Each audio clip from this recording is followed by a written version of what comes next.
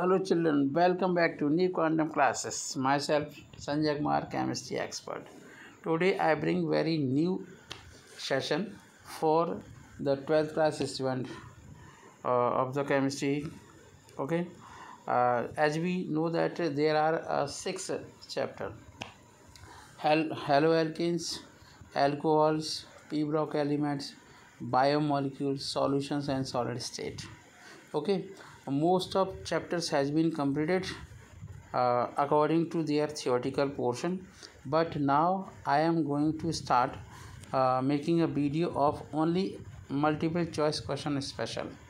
So I have completed 67 questions of alcohols in earlier videos. These videos were around 7 videos of alcohols. Now I am going to complete another video. These videos may be number 6 or 7 or 5. So let's see in future how many questions I will include or merge in a first video. So in this video we will discuss about the alkyl halides. So first of all, see first question. In this first question, what is happening? Let's see. Which is the correct IUPAC name for a given molecule? Number 1 is 1-bromo 2-ethyl propane. 1-bromo 2-ethyl propane. Okay, this is the 1-bromo 2-ethyl propane. But you can understand that there is a, let me numbering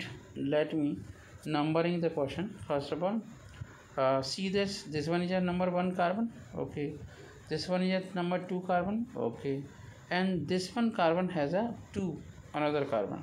So in this carbon we can just CH and we can make the this one.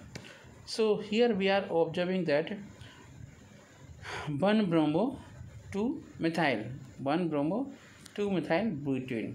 So correct IUPAC name is 1-bromo 2-methyl butane. Understand that?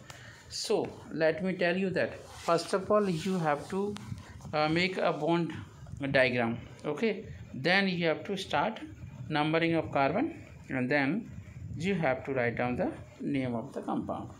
So let's start and see the question number 2. Compounds in which the halogen atom is bonded to a sp2 hybridized carbon atom of carbon single carbon double bond, मतलब carbon double bond carbon. Okay, bond is non edge. तो इसे हम कहते हैं vinylic halide. अब ये vinylic halide एक common name है. कैसे हम समझते हैं? जैसे carbon double bond carbon. Okay, यहाँ पे Cl लगा दो चाहे Br लगा दो, एक हाइड्रोजन यहाँ पर, तो इस कार्बन की चारों वैलेंसी कंप्लीट हो गई, 4 वैलेंसी. अब हम इस कार्बन के ऊपर एक हाइड्रोजन लगा दिया. ये तो ये स्ट्रक्चर होना चाहिए. यही देखिए आप जो सेंटेंसेस देख रहे हैं, इस सेंटेंसेस में यही बोला गया है कि 2 कार्बन हैं, उसके साथ एक क्लोरीन है और एक हाइड्रोजन है. ठीक है, हम बात करते हैं क्वेश्चन नंबर 3 की. क्वेश्चन नंबर 3 में भी बस यही बात बोली गई है कि आपका, तो यहाँ पर क्वेश्चन नंबर 2 में आंसर क्या था? क्वेश्चन नंबर 2 का आंसर 4 था, डी था. ठीक, याद रखना है आपको, टिक कर लीजिए आप. और मुझे लगता है कि जब भी आप वीडियो देखें तो आप रफ कॉपी और पेन पेंसिल ज़रूर लेके बैठें. ठीक है, क्वेश्चन नंबर 3 देखते हैं. विच of the following is a benzyl halogen compound. देखिए जैसे क्वेश्चन का है वैसे पहले काम करना शुरू करो. पहले तो आप बेंजीन बनाओ. चलिए मैंने बेंजीन बना दी. अब बेंजीन के ऊपर एक कार्बन बनाओ जहाँ पर sp3 हाइब्रिडाइजेशन कंडीशन हो. तो ये आपकी इस कार्बन की sp3 हाइब्रिडाइज कार्बन है. ठीक है, अब हमने क्या किया, इस कार्बन के साथ कुछ और एक और बॉन्ड लगा दिया और यहाँ पर एक हाइड्रोजन, क्योंकि यहाँ पे एक लंबी सी चेन दिखाई दे रही है. ठीक है, कौन सी चेन दिखाई दे रही है? लंबी चेन. ठीक है, तो अब ये मान लो ये आपका ऑप्शन तो बी सही है, लेकिन मैं ओपन करके सारे स्ट्रक्चर बनाऊँगा तभी आपको समझ में आएगा. तो ये आपका फिनाइल है. फिनाइल पर हमने कार्बन लगाया, उस पर CH लगाया, उस CH के साथ एक CH2 लगाया. क्या लगा दिया? CH2. ठीक है, इस कार्बन के साथ एक और कार्बन लगा दिया, एक कार्बन यहाँ एक कार्बन यहाँ. ठीक है, इसे हम बॉन्ड लाइन स्ट्रक्चर से भी समझा सकते थे। तो बॉन्ड लाइन स्ट्रक्चर से भी आप समझ सकते हो, लेकिन आपका ऑप्शन नंबर बी सही होगा। अगर हम इसका बॉन्ड लाइन स्ट्रक्चर बनाएं बेटा तो ये बॉन्ड लाइन स्ट्रक्चर इस तरीके से बनेगा, ठीक है। यहाँ पर आपका बी आर दिखाया जाएगा और कुछ नहीं दिखाना है, ठीक है। फिर आपका ये दिखाया जाएगा इस तरीके से, और यहाँ पर 3 साइड में इस तरीके से कार्बन को लगा दें। तो इस तरीके से भी देख सकते हो। तो ओवरऑल बात ये है कि बेंजीन के ऊपर जो कार्बन लगा हुआ है उस कार्बन से, है ना, बी आर जुड़ा हुआ है, ठीक है। अब हम क्वेश्चन नंबर 4 देखते हैं। क्वेश्चन नंबर 4 में आपकी मैचिंग करनी है। अब मैचिंग को करने से पहले समझ लो कि कौन सा क्या दे रखा है। वो कह रहे हैं पहले नंबर पे दिया हुआ है CH3 single bond CH single bond CH3, ठीक है, CH3 सिंगल बॉन्ड CH3। अब इसमें ऑप्शंस क्या दे रखे हैं वो थोड़ा सा चेक कर लो। वो देख रहे हैं A का 2, है ना, और B का 4, A का 2 और B का 4। अब कैसे पता लगेगा A का 2? ये कह रहे हैं कि एल्किल हैलाइड, तो ये तो भाई एल्काइल हैलाइड है ही, सीधी सी बात है। This is the alkyl halide, और सेकेंडरी एल्काइल हैलाइड है, ठीक है। अगर हम इसकी बात करें तो ये आपका अराइल हैलाइड है, एरिल हैलाइड नहीं, अलाइलिक हैलाइड है, ठीक है। अलाइल हैलाइड क्या है ये? अलाइल हैलाइड, सेकंड वाला अलाइल हैलाइड है। तो ए को, है ना, हम एल्काइल हैलाइड बी से कर सकते हैं, ए को सेकंड से, ठीक है, ए को सेकंड से। यहाँ पे नीचे देखते जाओ, ए ऑप्शन इसमें सही है, उसी के अकॉर्डिंग आप क्या करो, इसे निशान लगा लो। एक निशान लगा लिया। अब इसके अकॉर्डिंग करो मैनेज। तो इसे हमने इसके साथ मैनेज कर दिया, है ना, यहाँ पर कर दिया, ठीक है। फिर है आपका CH2 double bond CH single bond CH2 single bond C। तो ये आपका अलाइलिक है, ये सबसे 4th पे जाएगा। फिर वो कह रहे हैं कि बिनाइल एरिल हैलाइड, तो एरिल हैलाइड आपका C का 1 है। फिर बचा क्या? बिनाइलिक हैलाइड, सो लास्ट में होगा। यहाँ पे देख लो, ये रहा आपका बिनाइलिक हैलाइड, ठीक है। ये थोड़ा सा गड़बड़ हो रहा है, गड़बड़ कर रही स्क्रीन, हाँ। तो ये आपका बिनाइलिक हैलाइड हो गया D के साथ, ये रहा। अब तो समझ में आ गया। तो ये क्लियर है। तो option number A is correct answer of question number 4। अब हम आते हैं क्वेश्चन नंबर 5 पर। क्वेश्चन नंबर 5 में क्या पूछा गया वैसे हम देखते हैं। वो ये कह रहे हैं कि क्वेश्चन नंबर 5 में विच of the following is an example of vice या विसिनल डाइहैलाइड। तो विसिनल डाइहैलाइड का वो पूछ रहे हैं। अब देखो, विसिनल का मतलब होता है अलग अलग कार्बन पर, है ना, कोई हैलाइड लगा हो, मान लो क्लोरीन लगा हो, ब्रोमीन। अब कार्बन की तो बैलेंस आपको पूरी करनी है, ठीक है। तो हाइड्रोजन लगा दो हम। अगर हम ऐसे ही बॉन्ड लगा देंगे बेटा तो वहाँ पे ऐसा लगेगा वहाँ पे CH3 लगा हुआ है, लेकिन ऐसा है नहीं। तो 1,2 डाइक्लोरो इथेन को हम कहेंगे विसिनल डाइहैलाइड। ये आपका हैलोजन एल्किल हैलाइड का एक क्लासिफिकेशन का एक टाइप है। तो क्वेश्चन नंबर 5 का ऑप्शन होगा बी। अब हम क्वेश्चन नंबर 6 में आ जाते हैं। क्वेश्चन नंबर 6 में थोड़ा सा 4 पॉइंट दे रखे हैं। वो कह रहे हैं कि in which of the following molecule carbon atom marked with asterisk, है ना, इज असिमेट्रिक। अब देखिए, आप सब जानते हो सिमेट्रिक का मतलब होता है सिमेट्री, है ना, जैसे गुड ड्रेसिंग सेंस, है ना, अच्छी ज्योमेट्री। और असिमेट्रिक का मतलब क्या हुआ? जिसमें मतलब ऐसा मॉलिक्यूल जिसमें कार्बन के आसपास अलग अलग टाइप के फंक्शनल ग्रुप या एटम लगे हुए हैं। तो मान लीजिए हम फर्स्ट देखते हैं, फर्स्ट को। तो एक कार्बन से हाइड्रोजन लगाए, क्लोरीन लगाए, ब्रोमीन लगाए, आयोडीन लगाए, तो सारे फंक्शन ग्रुप या एटम अलग हैं। जहाँ ड्यूटेरियम लगा है, क्लोरीन लगाए, ब्रोमीन लगाए और आयोडीन लगाए, तो ये भी अलग हो गया, एस्टरिक हो गया। चलिए अब थोड़ा सा और हम थोड़ा ध्यान देते हैं। यहाँ पर थर्ड में देखते हैं, हाइड्रोजन लगाए, CH3 लगाए, OH लगा हुआ है और C2H5 है, लेकिन यहाँ पर ऐसा कुछ नहीं है। तो इसका मतलब क्या है? ऑप्शन वही सही होगा जिसमें है ना, फर्स्ट सेकंड थर्ड, है ना, इंक्लूड होंगे, है ना पॉइंट। तो इसी को चेक कर लो कौन सा वाला आंसर है। तो इस 6 क्वेश्चन का करेक्ट आंसर होगा बी। ठीक है, क्लियर हो गया बात। चलिए आगे बढ़ते हैं नेक्स्ट क्वेश्चन की ओर। नेक्स्ट क्वेश्चन में 7 और 8 क्वेश्चन को बाद में देखते हैं, पहले 7 क्वेश्चन को देखते हैं। वो ये कह रहे हैं possible number of isomers of C3H7 नहीं C3H6 और C3H6Cl2। चलो इसका हमें बताना है। तो देखो एक चालाकी करो, समझदारी का काम ये है। 1 2 और 3 3 कार्बन बना लिए, ऐसे करके 1 2 और 3 ये बना लिया, फिर 1 2 और 3, फिर 1 2 और 3, इतना कर लो। ठीक है, एक बार तो Cl आप यहाँ लगा दो और यहाँ लगा दो। ठीक, एक बार Cl आपका यहाँ लगा दो और यहाँ पर लगा दो, 2 हो गए। अच्छा, एक बार Cl आप लगा दो इसी कार्बन पे, Cl 2 जगह यहाँ पे लगा दिए। अब देखो अब गुंजाइश होगी 1, है ना, 2 और आपका 3। क्लियर है। तो यहाँ पर 2 क्लोरीन लग जाती है, यहाँ पर 2 क्लोरीन लगा दिए, यहाँ पर और यहाँ पर 2 क्लोरीन लगा दिए। एक काम करो कि एक Cl यहाँ पर लगा दो, एक Cl यहाँ पर लगा दो। अब बेटा बताओ कितने आइसोमर्स बन गए? 4 बन गए ना। अभी कचर पचर लग रही होगी, लेकिन जब मैंने बनाए तब आपको क्लियर हो जाएगा। ठीक है, तो इसके बना के देख लो आइसोमर्स कितने। आइसोमर बनाना सीखना ज़रूरी है, चाहे एल्की हैलाइड हो चाहे कुछ भी हो।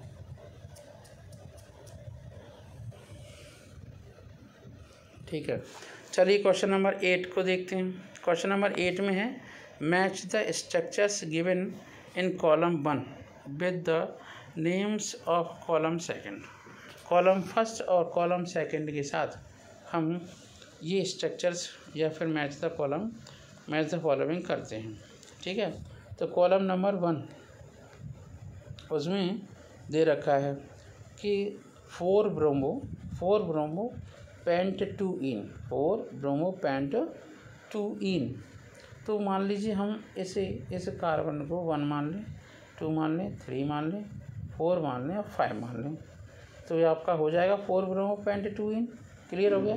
चलिए नेक्स्ट में यहाँ पे आ जाते हैं। यहाँ पर दूसरे नंबर कार्बन पे आपका लगा हुआ है एल्कीन। ठीक, और फिर तीसरे नंबर पे लगा हुआ है मिथाइल। ठीक है, 4 ब्रोमो 3 मिथाइल, मतलब 4th नंबर पे 1 2 3 और 4 और 5। ठीक है, तो ये आपका है 4 ब्रोमो 3 मिथाइल पेंट 2 इन। ये क्या है? 4 ब्रोमो 3 मिथाइल पेंट 2 इन। ये भी करेक्ट है। हम आगे बढ़ते हैं। Question number 8।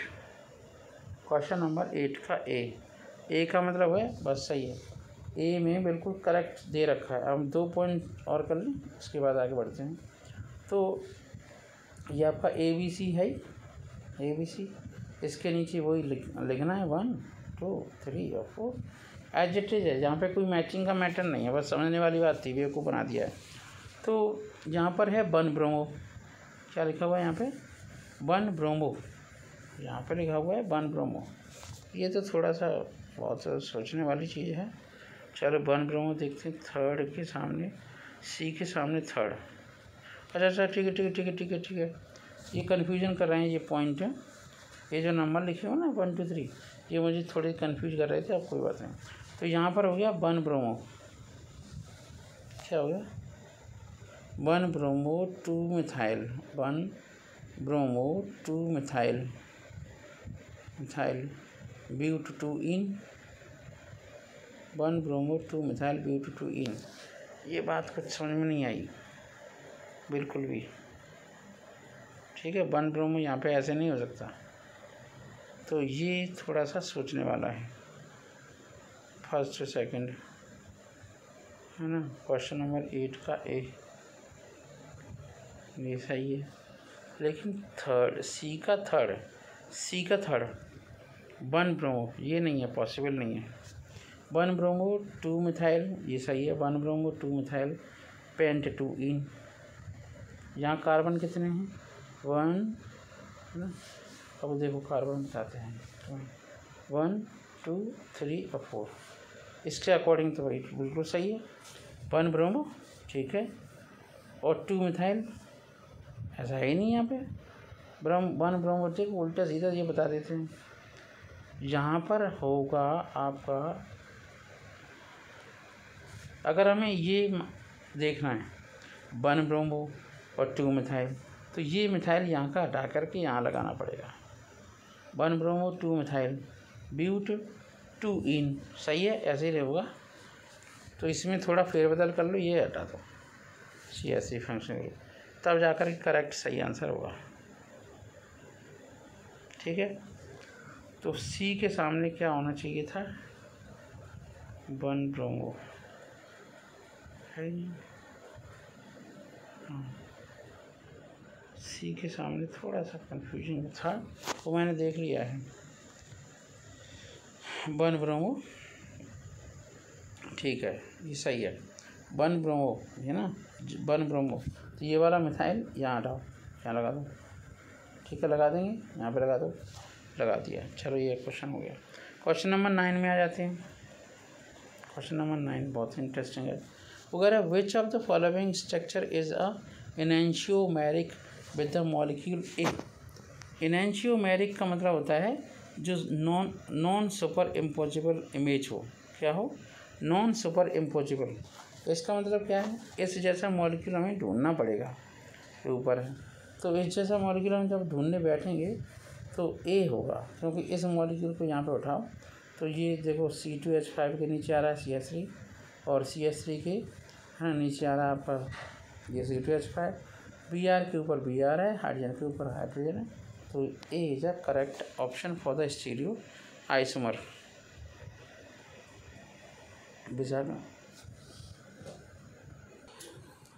चलिए अब हम क्वेश्चन नंबर 10 पे आ जाते हैं। क्वेश्चन नंबर 10 में देखते हैं कि molecules whose mirror image is non super impossible over them are non as chiral. इसे कायरल बोल सकते हैं या चायरल बोल सकते हैं। तो which of the following molecule is chiral in nature. देखो, जिस कंपाउंड में कार्बन के आसपास अलग अलग फंक्शनल ग्रुप वाले एटम्स हों या ग्रुप ऑफ एटम हों, उसे हम कहते हैं कायरल कंपाउंड या कायरल मॉलिक्यूल। तो इसमें 1 ये आपका है, ये आपका है आपका ये 2 ब्रोमो ब्यूटेन। अब इसे बनाते हैं, है ना, बनाएंगे तभी आपको समझ में आएगा। 1 2 3 और 4, ठीक है। यहाँ पर Br लगा दिया, ठीक है। अब इस साइड में इस कार्बन पे यहाँ पे इथाइल लगा हुआ है, यहाँ पर मिथाइल लगा हुआ है, एक हाइड्रोजन। इसका मतलब 1 और 2 और 3 और 4 सब कुछ अलग हो गया, अनसिमेट्रिकल कार्बन हो गया, उसी को हम चायरल कहते हैं। मतलब इस टाइप का मॉलिक्यूल प्लेन पोलराइज्ड लाइट को या तो राइट साइड घुमाएगा या लेफ़्ट साइड। अगर राइट साइड रोटेट करेगा तो वो होगा आर टाइप की ज्योमेट्री वाला, और लेफ़्ट साइड करेगा तो आपका होगा कैसा, एस, ठीक है। अब वो कह रहे हैं कि what is the name of the following reaction. बहुत सिंपल रिएक्शन है फॉलोइंग रिएक्शन। मैंने जो एल्के हैलाइड की थ्योरी समझाई है उसमें ये बताया गया है कि इस रिएक्शन का नाम क्या है। ऐसी रिएक्शन जिसमें सोडियम आयोडाइड यूज होता है, ड्राई एसीटोन यूज होता है, और जिसे हम एल्के हैलाइड से हैं, एल्के हैलाइड में जो भी था, जैसे आपका ब्रोमीन हो, फ्लोरीन हो और क्लोरीन हो, है ना, उसे रिप्लेस करके आपका एक्सचेंज ऑफ हैलोजन एटम हो रहा है, तो आयोडीन लगा दिया, तो उसे कहते हैं फिंकल-स्टीन रिएक्शन। क्या बोलते हैं उसे, फिंकल-स्टीन रिएक्शन। एक इम्पोर्टेंट बात मैं समझा दूँ, किसी भी नेमिंग रिएक्शन के जो रिएजेंट्स होते हैं वो फिक्स रहते हैं हमेशा, ऑलवेज, ठीक है। तो इसलिए फिंकल-स्टीन रिएक्शन आपको इस तरीके से दिखाई देगी। अब हम क्वेश्चन नंबर 12 पे आ जाते हैं। ये जो आपको बॉक्स दिखाई दे रहा है ये क्या है, ये आपका है साइक्लोब्यूटेन। क्या है, साइक्लोब्यूटेन। अब सोचो और विचार करो, मान लो ये साइक्लोब्यूटेन है, ठीक है। वो ये कह रहे हैं कि cyclobutane react with Cl2 in presence of light. मान लो आपका साइक्लोब्यूटेन का ये रिएक्शन Cl2 के साथ रिएक्शन करा के HNO के साथ रिएक्शन करवाई, ठीक है। तो इसमें जो बी पॉइंट दिख रहा है, मतलब बी ऑप्शन दिख रहा है, उस जैसा फर्स्ट स्टेप में रिएक्शन के बाद कंपाउंड बनेगा। चलो बना लिया, तो ये तो कैंसिल है, इसमें कुछ नहीं होने वाला, ये भी कुछ नहीं होने वाला है। तो अब बी पॉइंट बन गया। अब वो ये कह रहे हैं कि इस क्लोरोसाइक्लोब्यूटेन को सोडियम मेटल के साथ ड्राई ईथर की फॉर्म में रिएक्ट करा दो, तो ये बोर्ज रिएक्शन नहीं हो जाएगी ये, और एक और इसी जैसा, इसी का फ्रेंड आपस में रिएक्शन करा दो, और ये आपका सोडियम, ठीक है। तो ये आपस में जुड़ नहीं जाएंगे, तो ऑप्शन नंबर होगा डी। अभी तक बच्चे समझ रहे होंगे कि मैं बी को ऑप्शन करेक्ट करने वाला हूँ, नहीं, बी ऑप्शन नहीं होगा, डी होगा। हम बात करते हैं क्वेश्चन नंबर 13 की। क्वेश्चन नंबर 13 में ऐसे ही तो है कि alkyl halides are prepared from alcohols by treating with, मतलब दो केस हो सकते हैं। एक तो ये केस हो सकता है कि एल्केहलाइड्स आपके मतलब इस HCl ZnCl2 से बनते हों, या एल्केहलाइड्स बनते हों रेड फास्फोरस और P से।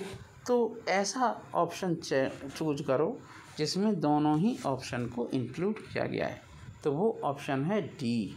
समझ में आ रहा है? तो क्वेश्चन नंबर 13 भी यहाँ पे फिनिश हो गया। अब हम क्वेश्चन नंबर बात करते हैं, क्वेश्चन नंबर हम बात करते हैं, चलिए हाँ ठीक है, क्वेश्चन नंबर 14 की बात करते हैं। ये 14 क्वेश्चन नंबर बिल्कुल परफेक्ट है, फिनिश है। वो ये करें select the product by product from the reaction. अब यह मान लीजिए आपका एल्कोहल है, PCl5 है, तो यहाँ पर 5 मॉलिक्यूल किसके हैं, 5 आइटम किसके हैं, क्लोरीन के। तो एक तो आपका बनेगा आपका RCl बना लिया, एक बनेगा POCl3, ये भी बना लिया, ठीक है। एक क्या बनेगा POCl3, और एक बनेगा HCl। अब देख लो ये सब चीज़ें कौन से वाले ऑप्शन के अंदर रखी हुई हैं, तो ये ऑप्शन केवल और केवल फर्स्ट है, ठीक है। अब इसके बाद हम बात करते हैं क्वेश्चन नंबर 15 की। क्वेश्चन नंबर 15 भी सिंपल है। वो ये करें the order of reactivity of following alcohol with halogen acid. ये बात मैं आपको समझा दूँ, जब कभी भी ZnCl2, ठीक है, और ये HCl या HBr की रिएक्शन होती है, तो हमेशा टर्शरी एल्कोहल आसानी से रिएक्ट करता है, फिर सेकेंडरी एल्कोहल आसानी से रिएक्ट करता है, फिर प्राइमरी। अब आप ये नहीं पूछोगे ऐसा क्यों हो रहा है, ऐसा इसलिए हो रहा है बेटा कि जो प्राइमरी एल्कोहल होते हैं उनमें O और H का बॉन्ड स्ट्रॉन्ग होता है, और कार्बन और OH का बॉन्ड कैसा होता है, प्राइमरी एल्कोहल में O और H का बॉन्ड वीक होता है, और प्राइमरी एल्कोहल में कार्बन और ऑक्सीजन का बॉन्ड स्ट्रॉन्ग होता है, HTRONG। इतनी बात क्लियर हो गई। अब हम बात करते हैं सेकेंडरी एलाइड की। थोड़ी थोड़ी गलतियाँ हो जाती हैं, फिर उसे समझ लेना चाहिए। तो सेकेंडरी एलाइड में क्या होता है कि जो आपका कार्बन और ऑक्सीजन और हाइड्रोजन का बॉन्ड होता है, OH का बॉन्ड, ये थोड़ा सा वीकर हो जाता है, WEAKER, ठीक है, और O और हाइड्रोजन का बॉन्ड स्ट्रॉन्गर हो जाता है, ठीक। चलिए अब टर्शरी पे आ जाते हैं। टर्शरी एल्कोहल में होता क्या है, जो आपका कार्बन का और ऑक्सीजन OH का बॉन्ड होता है वो बहुत भयंकर वीक हो जाता है, और O और H का बॉन्ड स्ट्रॉन्गेस्ट हो जाता है। इतनी बात सुनिए, यही फंडा यहाँ पे काम करता है। इसी के आधार पर हम कह सकते हैं कि जो आपका आंसर है वो आपका बी ऑप्शन है, सी। टर्शरी एल्कोहल ज़्यादा रिएक्ट करेगा, फिर सेकेंडरी एल्कोहल, फिर प्राइमरी एल्कोहल।